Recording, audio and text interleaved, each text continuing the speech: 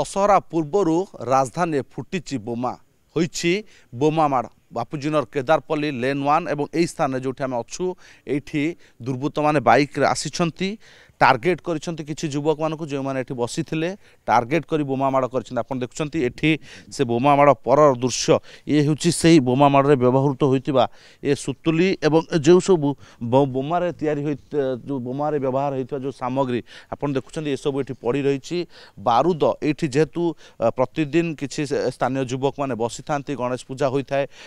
एठी खटी मध्य हुए तेणु या सीधा सड़क टार्गेट कराई खटी को एबे भी देखुं आपण सीधा सड़क पेपर बारूद सबकि पड़ रही छिंछतर रही किंतु कथा होची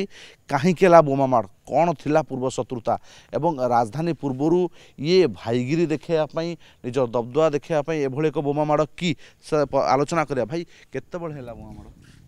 मु तो दुकान थी मु दुकान सारिक बंद कर आसला भितर मत यू आसला मत जना पड़ा आम बड़ भाई मैंने थाना को पलि जाते बुझे तो होता 10:30 भितर एक्चुअली आम से जानू से चर्चा भी सीटा भी आम जानू से कौन बाइक रे कौन मारी से बाइक ना भी आम जानू से कहते 220 मु दुकान एक्चुअली थी चिकेन दुकान पूर्व शत्रुता थिला बेले से ना ना किसी पूर्व शत्रुता नहीं आमर है आमर तो ठीक ठाक गणेश पूजा है किसी झगड़ाटी भी है आमर ये विश्वसनीय हो गला है आम सब ठीक ठाक ही चलला ये कौन है कौन नहीं अचानक कौन हठात कहीं बोमा माड़ भाई से सार आम जानू सर कौन है से कथा शुणिले से थाना पाखक आमको जाइलु आम बड़ भाई करिया से जाइए है मु दुकान थी दुकान आसला मुझे शुणिली एमती एमती हो कौन है भल भाव जाननी भाई कर आसला जना पड़ो शुणुले प्रतिक्रिया जो जड़े गोटे बाइक पल्सर 220 आसी 2 जन दुर्बृत्त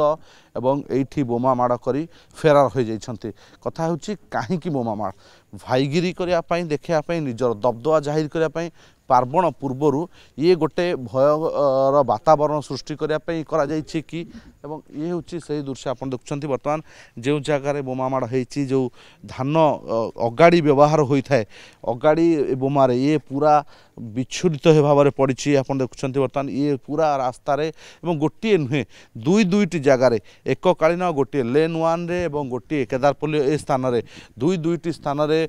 बोमा माड़ होती तेणु ये गोटे बड़ ये सृष्टि करुछि जे भयभीत करवा आतंकित करवा लक्ष्य होना तो जो युवक मैंने उपस्थित थिले तांको मन रे भय भाई मन रे भय अच्छी ना नहीं कहतु बोमा माड़ गोटे होची आपण अंचल भय अच्छी ना नहीं भय अच्छी कौन भय रोचे भय रोचे एतिबे हम बमिंग गला हम बसदेलु 10:30 टाइम रे केते जण आस्थिले से 2 जण आस्थिले गाड़ी नै 220 रे मास्क फास्क पिनथिले केतेटा बोमा पकेले गुटिए पकेले एठी गोटे लेन 1 पटे गोटे पकेले दीटा पकेले सेपटे एपटे गोटे पकेले कोन डरेया पई चाहुथिले आपन ना कोन सेटा हम कहि परिउनु आपन केते जण बसथिले एठी हम थिलु 5 रो 4 जण थई हां बसथिलु तापर ठीक ठाक सरी गला पूजा परे एमती करिया एटा हम कहि परिउनु पुलिस अभियोग करलेनी पुलिस रो ऑफिसर हम जाननु एटा मन रे भय जे भाई आमे बसिबु ना नहीं एठी गोटे भड़ भय ना बस्तिबु बोमा के आनी पकेबो पके देबे ना कोन मरि जउ तो ये भय देखु जो मान रही जो युवक मैंने रही स्थानीय अंचल रे तांको मन रे गोटे विराट भय सृष्टि होची वर्तमान जे इठी बोमा माड़ होउछि एवं जो युवक मैंने रही से माने एठी प्रतिदिन पूजा करती पार्वण समय बसंती विभिन्न प्रकार साही आलोचना हुए भल आलोचना भी हुए किंतु यही समय बोमा माड़ हम तेणु मन आपन तो स्थानीय बासिंदा गोटे मन रे भय सृष्टि होची ना नहीं आगे निश्चय निश्चय भयभीत सृष्टि भय सृष्टि माने फ्री फैंकली गोटे माने बसुलु उठुलु खेलुलु बुलुलु ये गोटे भयभीत आसिक पहुँचलानी कारण केतले कौन पिला माने बसते हठात आसिक गाड़ी रखिकी अटैक बैग रु बम बाहर कर पकेले गोटे छोट पिला खंडिया खबर भी हो साई बासिंदा माइप मर्द जा बर्तमान एकत्रित हो थाना भी केस बास देइछन्ती पुलिस भी आसते वेरीफाई